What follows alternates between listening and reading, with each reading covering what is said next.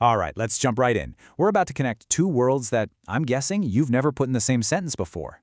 Messy, explosive YouTube science projects, and a little AI learning how to identify rocks. Stick with me, because by the end of this, you'll see they have an incredible amount in common when it comes to how we learn.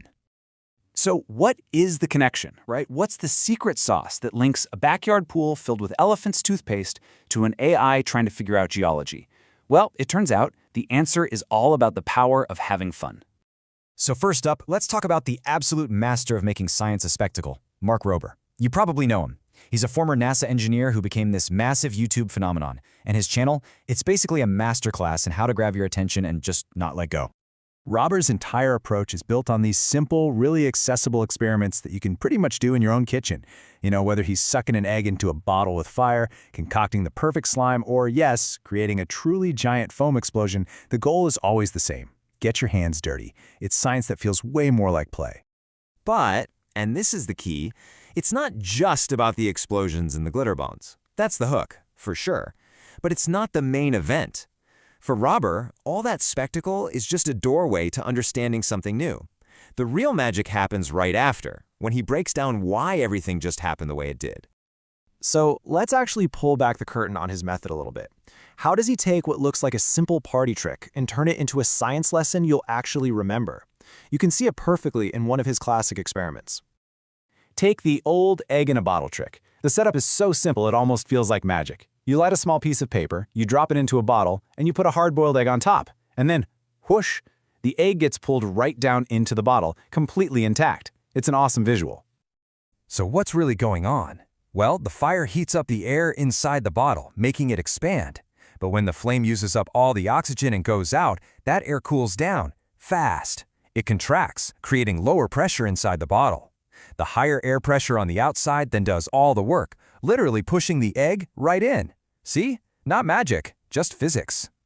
And this quote just brilliantly sums up his whole philosophy. It's not about that one big eureka moment of finding the final answer.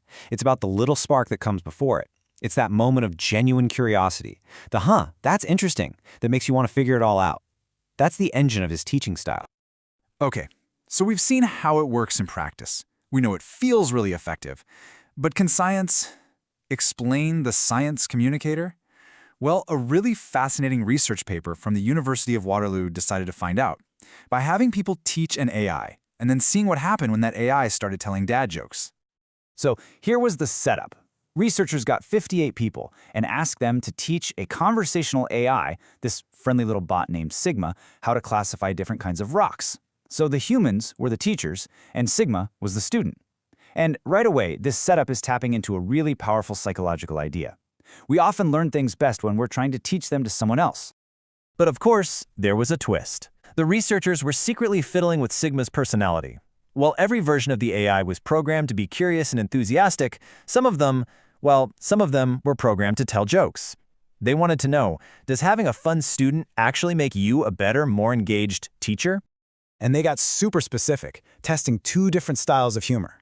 First was affiliative humor. You know those friendly, cheesy jokes that build a connection? Like, what did the one volcano say to the other?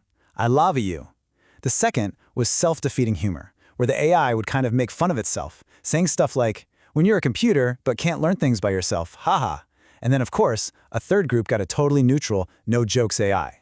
And the results were so cool. The friendly, I lava you jokes, they significantly boosted the human teacher's motivation and how much they enjoyed the task. The self-deprecating jokes also made people try harder, but interestingly, they actually enjoyed it less. It seems the kind of fun you're having really matters. So let's tie these two threads together. On one hand, you have a YouTuber using huge spectacles to make learning fun. On the other, you have a scientific study showing that a friendly, joke-telling AI makes teaching more motivating. The common ground here is all about positive social engagement. This is really where you see the practice and the theory line up perfectly. Look at this interface for Sigma. It's built for interaction. It's not just a blank slate. It's asking for descriptions. It's prompting for explanations. It's got a personality. This entire setup proves a critical point. Learning isn't just about downloading facts.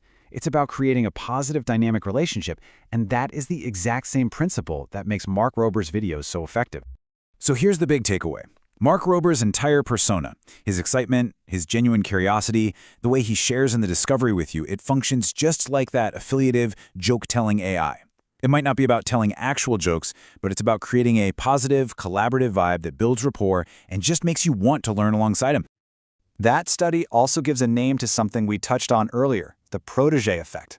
This is the well-documented finding that we learn material much more deeply when we have to get ready to teach it to someone else. The sheer responsibility of teaching forces our own brains to get sharper. Rober makes us feel like we're partners in discovery, and the AI study proves that even teaching a virtual student can trigger this powerful effect.